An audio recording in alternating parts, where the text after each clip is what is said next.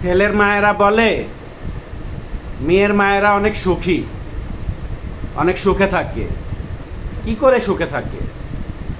কারণ ওই মেয়ের মায়ের অনেক টেনশন যে মেয়ের বিয়ে দিয়েছি, জামাই তাকে ঠিকমতো দেখতেছে নাকি মেয়ে জামাইকে ঠিকমতো আদর যত্ন করতেছে, না শাশুড়ির সাথে ভালো ব্যবহার করতেছে, না শ্বশুর শাশুড়ি মেয়ের সাথে ভালো ব্যবহার করতেছে, আমার মেয়ে কি খাইছে, আমার মেয়ে কি ভালো আছে। মেয়ের মায়েরা সারাক্ষণ টেনশন করে। এও টেনশন করে যে কখন বলি শ্বশুর বাড়ি থেকে কমপ্লেন আসবে, তখন তো আমার মান সম্মান থাকবে না।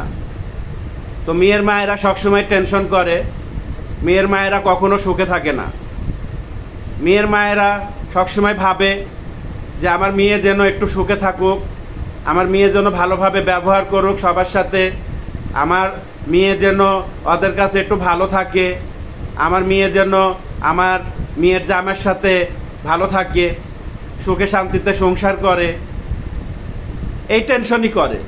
তো একটা মেয়ের মায়ের সারাক্ষণ যদি এ ধরনের টেনশন থাকে, তাহলে মেয়ের মায়েরা কিভাবে সুখে থাকে?